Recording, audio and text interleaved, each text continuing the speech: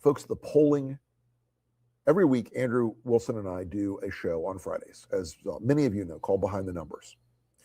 And it started out about 6 months ago as a little bit of a joke. Hey, Trump's numbers are down again this week. Down again this week. They can't go much lower. They can't go much lower. They can't go much lower. They can't go much lower. Donald Trump's numbers apparently can still go lower. Donald Trump's numbers are so cataclysmically bad right now that a lot of Republican candidates are thinking of a strategy we call take the money and run. You may not know this, but your congressional account, when you leave Congress, your campaign account, you can take the money, do whatever you want with it. Pay yourself, set up a foundation, go to Borneo, doesn't matter. There are many members of Congress, many Republicans who have a nice fat war chest, and they see the tidal wave coming, who are thinking, screw this, I'm going to set up the Congressman John Smith Center for Kids Who Can't Read Good but want to read good, and pay my wife and myself and my kids a big fat salary.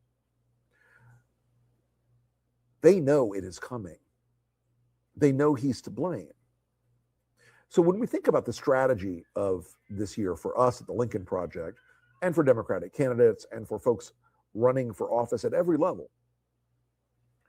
all these lies Trump's telling every day about the economy are his tell.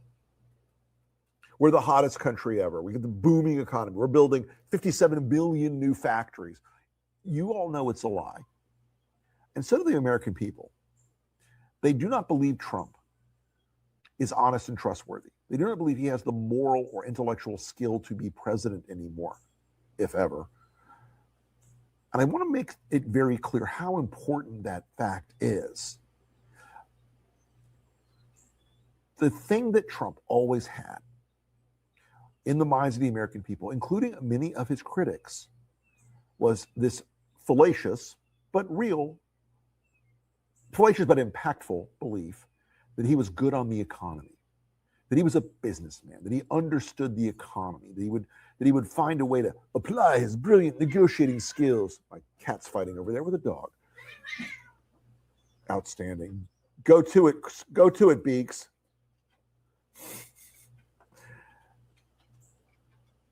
And that is gone. No one buys that anymore. You can't sell it. You know, there's an old rule in advertising called the dog food test. The dog food test goes like this. You can have the greatest ad agency in the world. They can be the most skillful madmen ever. They could come in with all the research in the world. But if the dog food tastes like shit, the dogs won't eat it. And no amount of advertising and no amount of spin and no amount of bullshitting is going to make the dogs eat dog food if the dog food tastes like shit. Right now, the Republican brand tastes like Trump. The Republican brand is defined by Trump, defined by their obedience to Trump, defined by their obsession with pleasing him, defined by the fact that while you're struggling and your family's having trouble paying the bills and can barely afford health insurance, a lot of people are falling off right now, can barely afford groceries, they're going up at 10% a month right now, can barely afford gas at $5, $6 a gallon in many places now. They want to build $1 billion ballroom. That dog food tastes like shit. And it's branded with Donald Trump. And the logo is Donald Trump. And the motto is Donald Trump. And the jingle is a song about Donald Trump. Because that's all they are now. That's everything they've got. Donald Trump has defined them. They're not a conservative party. They're not Republicans anymore. They're not conservatives. They're not free market people or fiscal responsibility people or strong government and strong foreign policy people or limited government people.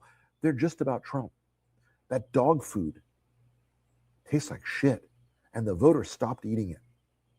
And every day that goes by, fewer and fewer voters say, I'd like a big fat bowl of Trump-branded shit. It's over. It's dying. There will always be a little fanatic core around Trump. Most of them are aging out and fading out. They don't vote when Trump's not on the ballot. And the voters he's really looking forward to trying to get and keep from 2024 have already left. Young voters, Hispanic voters, African-American voters, they're gone. The ones he pulled over, they're gone. And now that he's losing Republicans, and now that he's underwater on white, non-college voters, we've learned a key lesson. It bleeds, it breaks, it falls apart. He's not immortal. He's not impervious to political power. He doesn't magically connect with the voters in the country. The strategy going forward to link up his insanity and corruption with the unaffordability of everyday life, it's in your hands, everybody. It's right there. They can try to redistrict all they want, but they can't change the fact that the Donald Trump dog food tastes like shit.